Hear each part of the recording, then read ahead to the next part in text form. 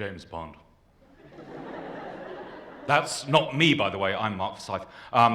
James Bond is the name of a fictional spy, and that's his catchphrase, but I'm sure you all knew that because it's one of the most famous lines in the world, and most people in the world know that one line, Bond, James Bond. And indeed, there was a recent poll in which that was voted the greatest ever one-liner in movie history, which, when you think about it, is kind of odd. I mean, really odd. Because there's no great human truth in that line, unless your name happens to be James Bond, which is unlikely. There's no wit, there's no wordplay, it's just a guy saying his name in a slightly funny way.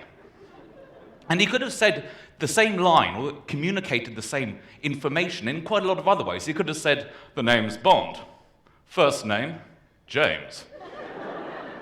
And it wouldn't have worked as well. Or he could just have said, my name's Mr. James Bond. Or, hi, I'm James Bond, I'm here to kill you. Or whatever. But Bond, James Bond, somehow works. Now, I don't know how many people here know the famous line, Sweet Home. Nobody? That's because there is no such famous line. But everybody here, I'm sure, knows the line, Home, Sweet Home. Started out as a song title and is now on 10,000,001 doormats scattered around the world. Home, sweet home. And I don't know how many people know the famous line of poetry, my captain. But you do all know, oh captain, my captain. Because if you write it like that, you end up in the dictionary of quotations. And it's the same with anything, burn baby, disco inferno, there is a word missing. And it's you're probably noticing a pattern forming here. And it's quite odd how often you can come out of a film or a song or a poem, and the one line you remember follows this little structure. It's yeah, baby, yeah, or fly, my pretties, fly, or Zed's dead, baby, Zed's dead, game over, man, game over. Or even in Hamlet, go to Hamlet, the most famous work in English literature, and the most famous line in Hamlet is to be or not to be. Now, Shakespeare could have written that, communicated exactly the same sentiment in any other way. He could have said, whether or not to be, or to be or not. And it wouldn't have worked. Now, if you've noticed a pattern in all this, you aren't the first people to do so. In fact, the ancient Greeks noticed this 2,500 years ago. The ancient Greeks loved looking for patterns. And they noticed that when you phrase something, A, B, A, it became memorable and famous, not because it said anything more, not because it communicated anything, it was a formula for making a great phrase which stuck in people's minds. And this was one of their figures of rhetoric, and that's what a figure of rhetoric is. It's a little formula for making a great phrase without having to actually have anything to say. And this is what the ancient Greek education largely consisted of, was learning these formulas. And that's also what Shakespeare's education largely consisted of. In the Elizabethan grammar school system, he spent his time learning the figures of rhetoric. So the only difference there between Shakespeare and Quentin Tarantino is Shakespeare knew exactly what he was doing.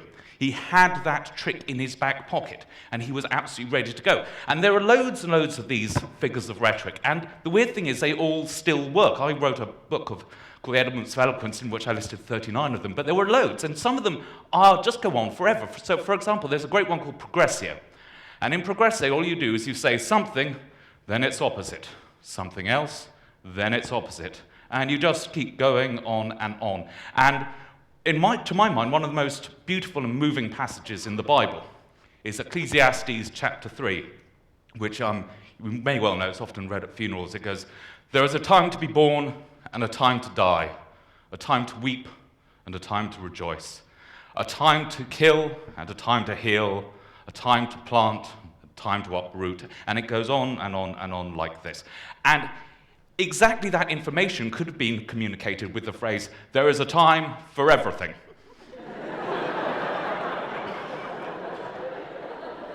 But the progressio makes it beautiful. And 2,000 years later, Charles Dickens used exactly that technique in almost exactly the same way to write what's probably his most famous passage, the opening of A Tale of Two Cities, where he goes, it was the best of times, it was the worst of times. It was a time of wisdom, it was a time of foolishness. It was the epoch of belief, it was the epoch of incredulity, and so on and so forth.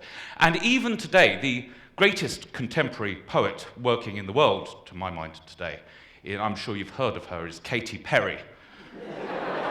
who, I'm serious, who wrote a very beautiful and moving progressio that went, you're hot, then you're cold. You're yes, then you're no. You're in, then you're out. You're up, then you're down. You're wrong when it's right. It's black and it's white. We fight, we break up. We kiss, we make up.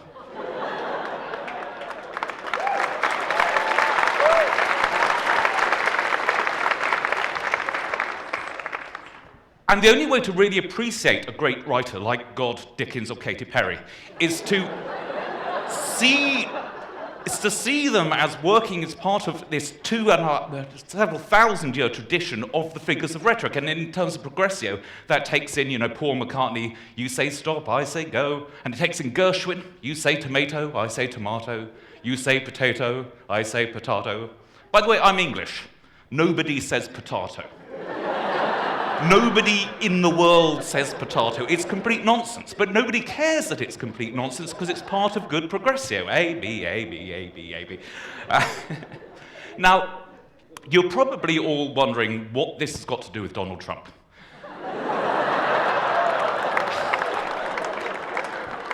Because frankly, in this country at the moment, a guy can't buy a drink without somebody asking him that question. And the answer is an awful lot. Because the American electorate is quite peculiar. They have a very, very strong attachment to one particular figure of rhetoric called chiasmus. Now, chiasmus is a very simple thing. It's when you say a sentence forwards and then you say it backwards. It's easy to do, and to do it is easy. T for two and two for tea.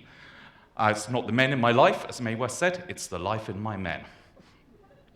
Now, the current resident of the White House, Mr. Obama, used this very beautifully, very well. He was addressing some group of veterans, and he said, you stood up for America, now America must stand up for you. And your previous president, Mr. George Bush Younger, said, if we cannot bring our enemies to justice, we must bring justice to our enemies. And the president before that, Clinton, said, people the world over have always been more impressed by the power of our example than by the example of our power. And I'm not sold on that one. I prefer Ronald Reagan's. The difference between us and them is we want to check government spending, and they want to spend government checks. Or Carter, who said, America did not invent human rights in a very real sense. Human rights invented America. And you may well be thinking ahead of me here now to John F. Kennedy's great inauguration speech, which is just chiasmus after chiasmus after chiasmus. Mankind must put an end to war, or war will put an end to mankind. We must never negotiate out of fear, but we must never fear to negotiate. And most famously of all, ask not what your country can do for you, but what you can do for your country. And indeed, this goes all the way back to the founding of your country, and indeed the existence of this city in the American Revolutionary War. The British, under General Howe, took Philadelphia, and that was a big crisis because the French were considering giving up on the Americans because it looked like the British were winning. Nobody wants to support a loser. And that, if they had given up, that could have changed the course of history. But luckily for the Americans, Benjamin Franklin was in Paris, and he simply told the French, General Howe did not take Philadelphia. Instead, it was Philadelphia that took General Howe. And the French all went, zut alors, that sounds so good, we will continue to support you. And hence the USA. Now, I'm not saying here that anyone who can use chiasmus can get into the White House. I mean, Mitt Romney had a go at it. He tried, freedom requires religion, just as religion requires freedom. Not quite sure what that means. And Sarah Palin had a go with some politicians use change to promote their career. John McCain uses his career to promote change. But no president, by the way, I just want to point out here, the dream ticket, my dream ticket for the White House would be Billy Ocean.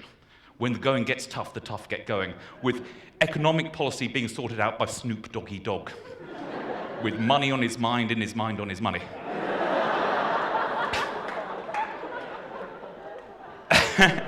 But in my lifetime, nobody has got into the White House without a good chiasmus.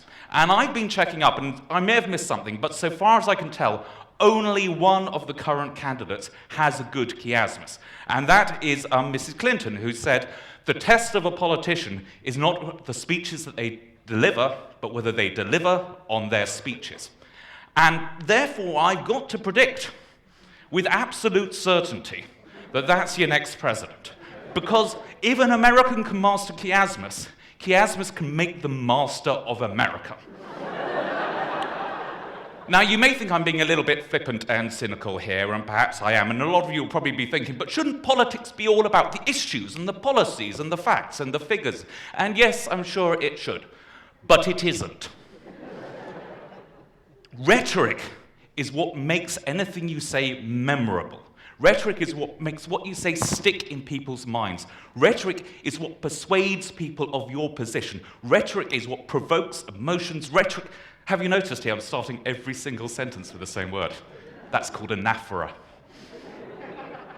But in all seriousness, rhetoric wins votes, votes gets you into government, and in government you can actually change the real world. That's anadiplosis, by the way. Fear leads to hate, hate leads to anger, anger leads to the dark side.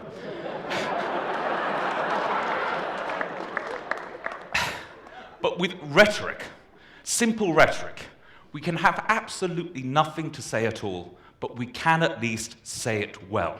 Thank you very much.